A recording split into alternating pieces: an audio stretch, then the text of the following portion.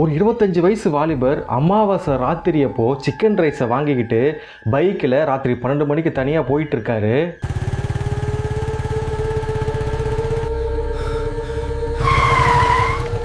அவர் அப்படி போயிட்டு இருக்கும்போது ஒரு அழகான இளம்பெண் இவருடைய பைக்கை மடக்கி லிஃப்ட் கேட்குறாங்க.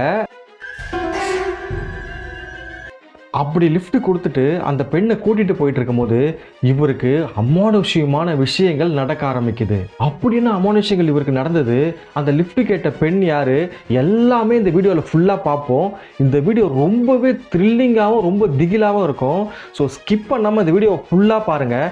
இப்போ நம்ம டைம் வேஸ்ட் இல்லாமல் இந்த வீடியோக்குள்ளே போகலாம்.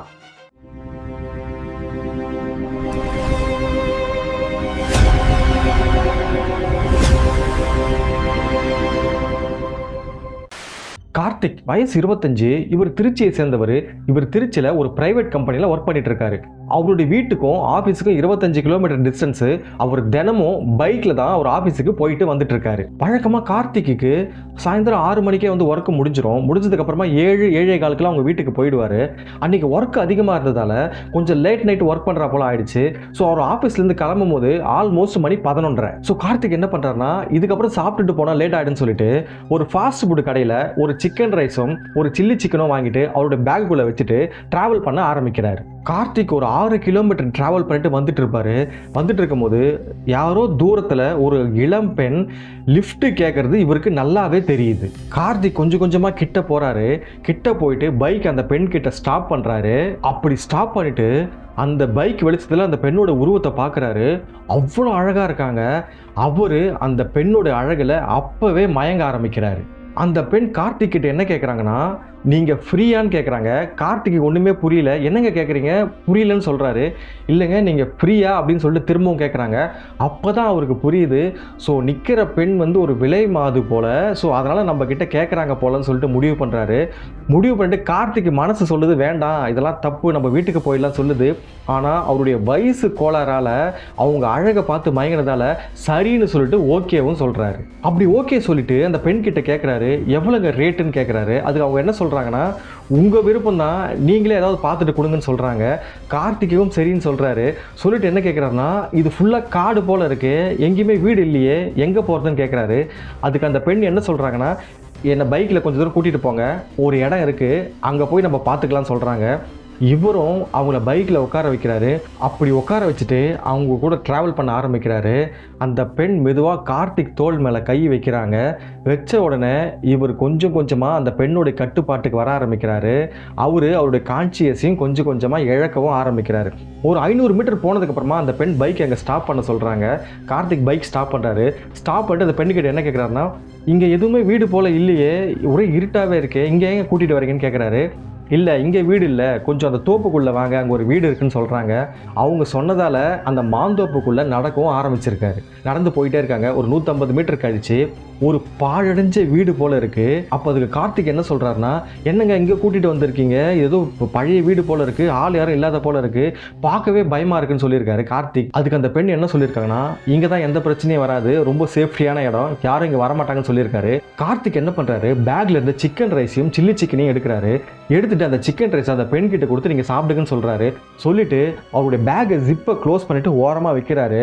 வச்சுட்டு ஃபோன்லேருந்து டார்ச் அந்த பக்கமாக திருப்புறாரு. அப்படி திருப்பும் போது அந்த பெண் அந்த பழைய வீட்டை பார்த்தா மாதிரி நின்று ரைஸை சாப்பிட ஆரம்பிக்கிறாங்க. உடனே கார்த்திக் என்ன பண்ணுறாருன்னா ஏன் அந்த பக்கமாக திரும்பி சாப்பிட்றீங்க என்னை பார்த்து திரும்புங்கன்னு சொல்கிறாரு. அப்போ அந்த பெண் என்ன பண்ணுறாங்கன்னா ஒரு சவுண்டு கொடுக்குறாங்க.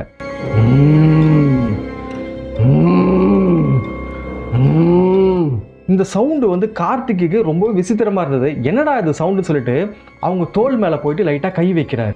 அப்படி கை வச்சதுக்கு அப்புறமா அந்த பெண் அவங்களுடைய முகத்தை கார்த்திக் பக்கமாக திருப்புறாங்க. அப்போ அந்த செல்ஃபோன் டார்ச் வெளிச்சத்தில் அவங்க முகத்தை கார்த்திக் பார்க்குறாரு. அவங்க முகத்தில் தோலே இல்லை எல்லாமே எரிஞ்சு போன மாதிரி இருக்குது. கண்ணே இல்லை கருப்பாக இருக்குது. என்ன சொல்கிறாங்கன்னா இந்த ரைஸ் ரொம்ப நல்லா இருக்குது எனக்கு தினமும் இது போல் வாங்கிட்டு வந்து குடுன்னு சொல்கிறாங்க. கார்த்திக்கு பயம் உச்சத்துக்கு போயிடுச்சு. இது பெண்ணே இல்லை கன்ஃபார்மாக பேய் தான் சொல்லிட்டு காப்பாற்றுங்கன்னு சொல்லிட்டு வேகமாக ஓட ஆரம்பிக்கிறாரு.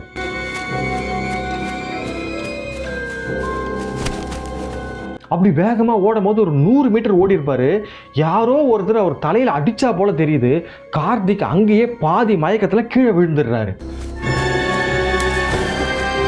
அப்படி அவர் கீழே விழுந்ததுக்கு அப்புறமா அவருடைய காலை யாரோ பிடிச்சி இழுத்துட்டு போற மாதிரி தெரியுது.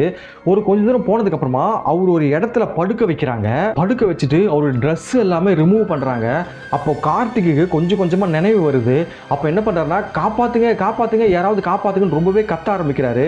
கரெக்டாக அந்த டைமில் டாடா ஏஸ் சின்ன யானைன்னு சொல்லுவாங்க இல்லையா, அந்த வண்டியில் நைட் டியூட்டி ஒருத்தர் போயிட்டு இருக்காரு. அப்படி போயிட்டு இருக்கும்போது யூரின் போகிறதுக்காக அந்த இடத்துல ஸ்டாப் பண்ணியிருக்காரு. ஸ்டாப் பண்ணதுக்கப்புறமா அவருக்கு காப்பாற்றுங்க காப்பாற்றுங்கன்னு சவுண்டு கேட்டிருக்கு. என்னவோ தப்பாக இருக்குன்னு சொல்லிட்டு என்ன பண்ணியிருக்காருன்னா, கடகடன்னு ஒரு வண்டிக்குள்ளே போயிட்டு டார்ச் எடுத்துட்டு அந்த தோப்புக்குள்ளே போயிருக்காரு.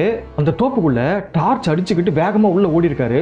ஒரு 100 மீட்டர் போனதுக்கு அப்புறமா ஒரு ஆளை ட்ரெஸ் எல்லாம் ரிமூவ் பண்ணிட்டு இடுப்பில் மட்டும் கொஞ்சமாக ட்ரெஸ்ஸை சுற்றிட்டு அவரை படுக்க வச்சுட்டு சுற்றி வந்து மெழுகுவத்தி ஏற்றி எலுமிச்சை மழம்லாம் வச்சுருக்காங்க. அப்படி வச்சுட்டு அவர் பக்கத்தில் ஒரு 3 பேர் கருப்பு ட்ரெஸ்ஸை போட்டுக்கிட்டு என்னவோ அவங்களுக்குள்ள பேசிக்கிட்டு இருக்காங்க. உடனே இவர் டார்ச்சை அவங்க பக்கமாக திருப்பி, யாருடா இது, என்னடா பண்ணுறதுன்னு சத்தமாக கேட்டிருக்காரு. இவர் சத்தத்தை கேட்டவங்க அந்த 3 பேரும் தலை தெரிச்சு ஓட ஆரம்பிச்சிருக்காங்க. உடனே இந்த டாடா ஏஸ் டிரைவர் என்ன பண்ணியிருக்காருன்னா, வேகமாக கார்த்திக் கிட்ட வந்திருக்காரு. அவர் அங்கேருந்து எழுப்பியிருக்காரு. எழுப்பிட்டு அவருடைய தோல் மேலே கார்த்திகோட கையை போட்டு கொஞ்சம் கொஞ்சமாக அவருடைய டாடா ஏஸ் வேன் வரைக்கும் கூட்டிகிட்டு வந்திருக்காரு. அவரை கூட்டிகிட்டு வந்து அவருடைய வேன்குள்ளே உட்கார வச்சு குடிக்க தண்ணி கொடுத்து அவர் முகத்தை தண்ணியை வச்சு தெளிச்சிருக்காரு. தெளிச்சுட்டு இவர் வச்சிருந்த ட்ரெஸ்ஸை இதை போட்டுக்கன்னு சொல்லிட்டு கொடுத்துருக்காரு. கார்த்திக்கும் ட்ரெஸ் சேஞ்ச் பண்ணியிருக்காரு. ட்ரெஸ் சேஞ்ச் பண்ணதுக்கப்புறமா கார்த்திக் கிட்ட கேட்குறாரு, என்ன தம்பி ஆச்சு, சின்ன பையன் மாதிரி இருக்க, அந்த நடுராத்தில் அங்கே காட்டுக்குள்ளே போய் என்ன பண்ணிட்டு இருக்கேன்னு கேட்குறாரு. அப்போ கார்த்திக் என்ன சொல்கிறாருன்னா, பயந்து போய், அண்ணே அண்ணே எப்படியாவது என்னை காப்பாற்றுங்க அண்ணே, இந்த இடத்துல இருந்து என்னை வேற எங்கேயாவது கூட்டிகிட்டு போயிடுங்கன்னு சொல்கிறாரு. உடனே டாடா ஏஸ் டிரைவரும் அப்போது சொல்கிறத பார்த்தா ஏதோ தப்பாக இருக்குன்னு சொல்லிட்டு கார்த்திகை உட்கார வச்சுட்டு ஒரு ஜங்ஷன் வரைக்கும் வண்டியை வேகமாக ஓட்டிட்டு போயிருக்காரு. அப்படி வேகமாக போயிட்டு வண்டியை ஒரு ஜங்ஷனில் ஸ்டாப் பண்ணுறாரு. அங்கே ஒரு டீ ஷாப் இருக்குது. அந்த டீ ஷாப்பில் கார்த்திக் ஒரு டீ வாங்கி கொடுக்குறாரு. கார்த்திகை குடிக்க வச்சுட்டு இப்போ கார்த்திக் கிட்டே கேட்குறாரு, என்ன தம்பி நடந்துச்சு அங்கே, நீ ஏன் காப்பாற்றுங்கன்னு கத்தனை அப்படின்னு சொல்லிட்டு கேட்குறாரு. அப்போ கார்த்திக் என்ன சொல்கிறாருன்னா, நான் வேலையை விட்டு வரும்போது ஒரு அழகான பெண்ணை பார்த்தேங்க, மதி மயங்கி அவங்க பின்னாடியே போயிட்டேன். அந்த டைமில் யாரும் என் தலையில் பின்னாடி அடித்தா போல் இருந்தது. அடிச்சுட்டு என் ட்ரெஸ் எல்லாம் ரிமூவ் பண்ணி ஒரு வட்டம் வரைஞ்சி அந்த வட்டத்துக்கு நடுவில் என்னை படுக்க வச்சு எலுமிச்சை மழைலாம் வச்சு மந்திரம்லாம் சொல்ல ஆரம்பித்தாங்க. ஏதோ பலி அது இதுன்னு பேச ஆரம்பித்தாங்க. எனக்கு ரொம்பவே பயமாயிடுச்சு. அந்த சமயத்தில் தான் எனக்கு கொஞ்சம் நினைவு வந்தது, காப்பாற்றுங்க காப்பாற்றுங்கன்னு கத்தனேன். அந்த டைம் தான் நீங்கள் வந்து என்னை காப்பாற்றுனீங்க அப்படின்னு சொல்லிட்டு சொல்கிறாரு. அப்போ டிரைவர் என்ன பண்ணுறாருனா, ஒன்றும் புரியல இவர் சொல்கிறது, என்ன பலின்னு சொல்கிறான், ஏதோ பொண்ணு பின்னாடி போனோன்னு சொல்கிறான்னு சொல்லிட்டு யோசிக்கிறாரு. யோசிச்சுட்டு என்ன சொல்கிறாருன்னா, தம்பி பக்கத்தில் ஏதாவது ஹாஸ்பிட்டல் போகலாமான்னு கேட்குறாரு. உடனே அவன் கார்த்திக் என்ன சொல்கிறாருன்னா, அதெல்லாம் தேவையில்லை, என்னை என் வீட்டில் மட்டும் விட்டுருங்கன்னு சொல்கிறாரு. இவரும் கார்த்திகை கொண்டு போய் ட்ராப் பண்ணுறாரு. அப்படி ட்ராப் பண்ணும்போது கார்த்திக் வந்து வண்டியை விட்டு இறங்கிட்டு ஒரு விஷயத்தை நோட் பண்ணுறாரு. அந்த டாடா ஏஸ் கண்ணாடியில் வீராத்தம்மன் துணைன்னு போட்டிருக்கு. அதை பார்த்த கார்த்திகை ரொம்பவே அதிர்ச்சியாகவும் இருக்குது, மகிழ்ச்சியாகவும் இருக்குது. ஏன்னா அவருடைய குலதெய்வம் பேரும் வீராத்தம்மன்.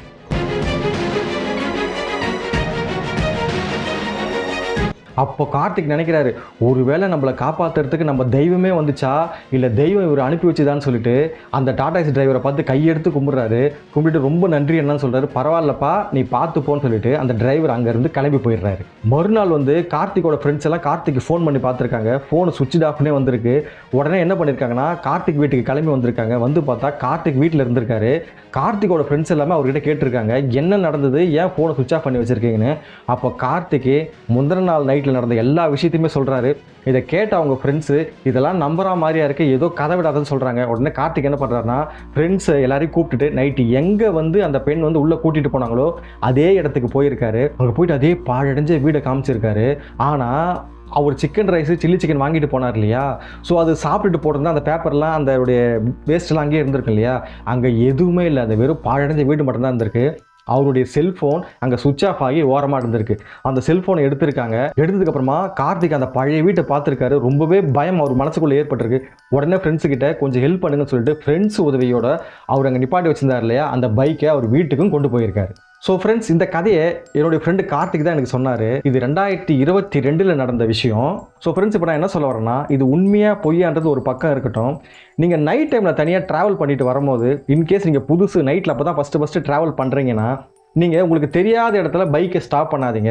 நைட்டில் போனால் ரொம்ப சேஃப்டியாக போங்க. நம்ம சேஃப்டி தான் முக்கியம். ஏன்னா நம்மளை நம்பி ஒரு ஃபேமிலி இருக்குது. இப்போ இந்த ஸ்டோரியை ஃபுல்லாக கேட்டிருப்பீங்கன்னு சொல்லிட்டு நம்புகிறேன். கேட்டிருந்தீங்கன்னா ஒரு லைக் கொடுத்துட்டு ஒரு சப்ஸ்கிரைப் பண்ணுங்கள். இதே போல் ஸ்டோரி உங்கள் வாழ்க்கையிலே இருந்துச்சுன்னா எனக்கு ஷேர் பண்ணுங்கள். என்னோடய இன்ஸ்டாகிராம் ஐடியை வந்து நான் டிஸ்கிரிப்ஷனில் கொடுக்குறேன். அதில் டெக்ஸ்ட்டாவோ இல்லை வாய்ஸ் நோட்டாவோ ஷேர் பண்ணுங்கள். நீங்கள் ஷேர் பண்ணுற ஸ்டோரியை, நீங்கள் அனுபவிச்ச அமானுஷத்தை நான் மக்களுக்கு தெரியப்படுத்துகிறேன்.